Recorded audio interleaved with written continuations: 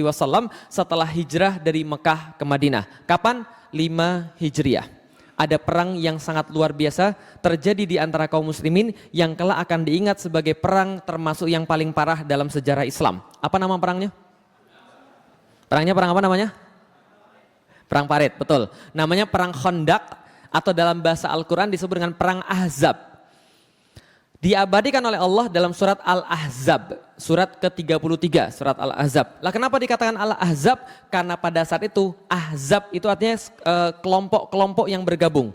Jadi kalau Hizb artinya kelompok, kalau Ahzab itu koalisi kelompok-kelompok. Siapa yang berkoalisi? Orang-orang kafir Quraisy, orang-orang Yahudi, orang-orang munafik, mereka berkoalisi kumpul 10.000 pasukan. Mereka bilang, kita kalah pada Badar, kita kalah pada Uhud. Uhud itu menurut orang banyak Islam yang kalah. Enggak, itu mereka merasa kalah besar ketika perang Uhud. Kita kalah pas Badar, kita kalah pas Uhud, maka kita harus menghabisi Muhammad langsung sampai ke akar-akarnya. Gimana caranya? Kumpulkan pasukan terbesar yang mampu kita kumpulkan, 10.000 orang jalan dari Mekah ke Madinah ingin menghabisi Rasulullah Sallallahu Alaihi Wasallam. Tapi ternyata mereka salah perhitungan. Lah kenapa? Rasulullah punya intel yang canggih. 6 hari mereka mau sampai ke Madinah, intel Rasul membocorkan rahasia ini. Siapa intelnya? Jibril. Paham teman sekalian?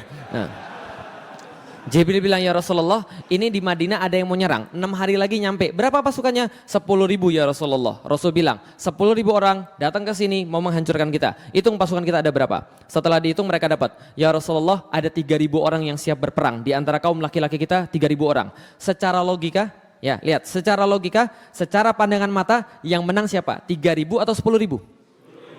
Rasul bilang jangan khawatir. Siapa yang punya usul angkat tangan? Salman Al-Farisi angkat tangan. Ya Rasulullah, saya punya usul ya Rasulullah. Apa Salman?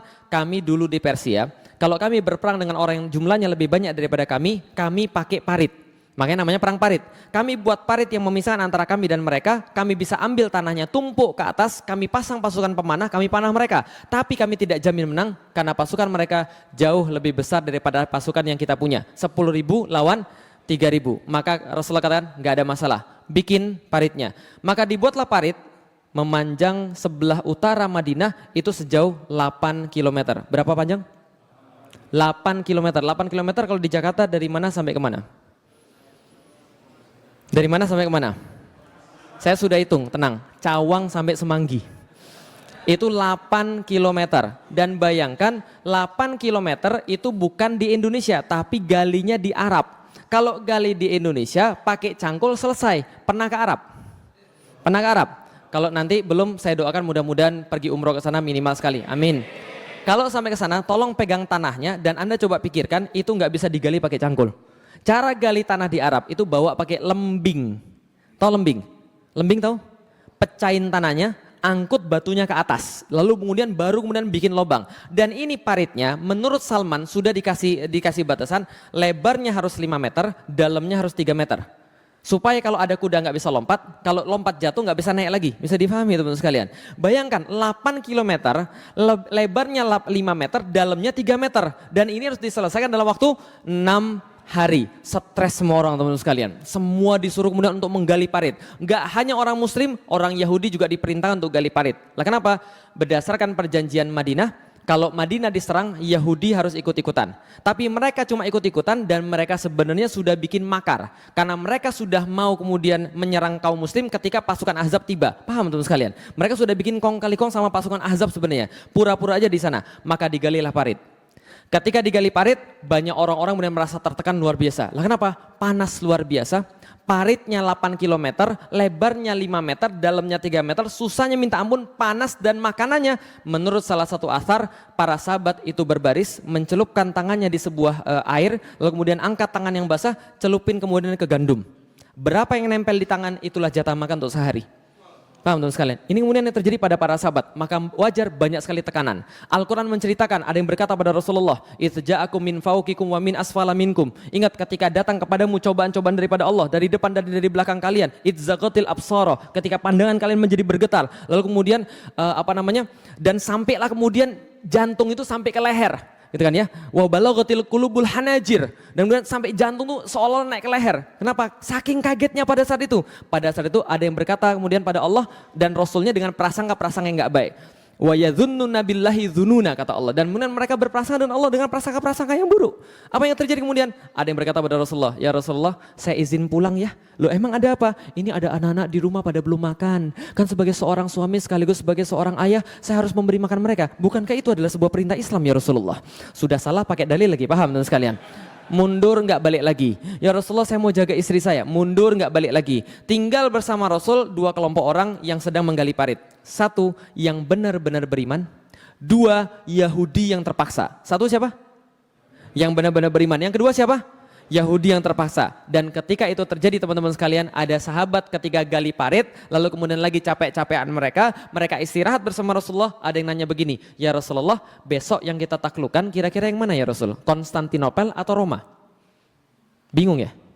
Bingung, oke saya jelasin lagi. Mereka lagi ada di mana? Lagi ada di mana mereka? Madinah. Besok diserang oleh berapa pasukan? Lagi ngapain mereka? Berapa panjangnya? Berapa lebarnya? Dalamnya? Makanannya? Gandum dicelup kemudian dijilatin untuk seharian. Dan mereka pas lagi capek-capekan seperti itu ngomong, "Ya Rasulullah, besok yang kita taklukkan Konstantinopel atau Roma." Dua kota terbaik di dunia yang mereka sama sekali nggak pernah lihat, mereka sama sekali kemudian nggak pernah ke sana, cuma dengar doang bahwa ini kota yang terbaik.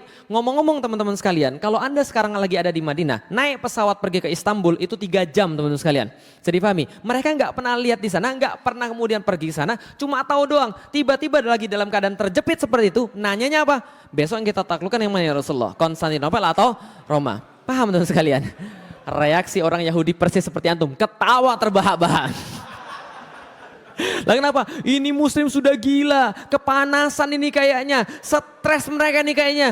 Gila mereka, besok udah mau mati, ke WC aja nggak sempet. Mereka ngomongin tentang Konstantinopel dan Roma. Ternyata jawaban Rasulullah SAW luar biasa. Jawaban Rasulullah adalah dengan peristiwa seperti itu, Madinatu Hiraqla tuftahu awalan. Yang akan kalian taklukan terlebih dahulu, wahai sahabat-sahabatku yang terkasih, adalah kotanya Heraklius atau Konstantinopel yang Anda taklukan terlebih dahulu. Mendengar ini para sahabat senang luar biasa, dan orang Yahudi berkata, wajar aja muslimnya gila, bosnya juga gila. Paham sekalian?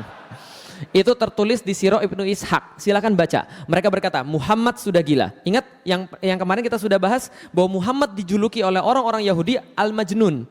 Kenapa dijuluki Al-Majnun? Sering berkata sesuatu yang gak masuk akal. Dan seolah-olah ini nggak mungkin, ini ngayal. Maka orang bilang Muhammad Majnun, Muhammad gila. Lah kenapa? Orang-orang anak-anak buahnya gila, wajar karena bosnya juga gila. Paham teman sekalian? Orang Yahudi berkata Muhammad stres karena hari ini pun mereka tidak sempat pergi ke WC, tapi mereka berbicara tentang Konstantinopel dan Roma. Bisa difahami sampai di sini teman-teman sekalian. Perang selesai, dimenangkan oleh kaum muslimin. Cerita lengkapnya silakan baca dalam surat Al-Ahzab surat ke-33.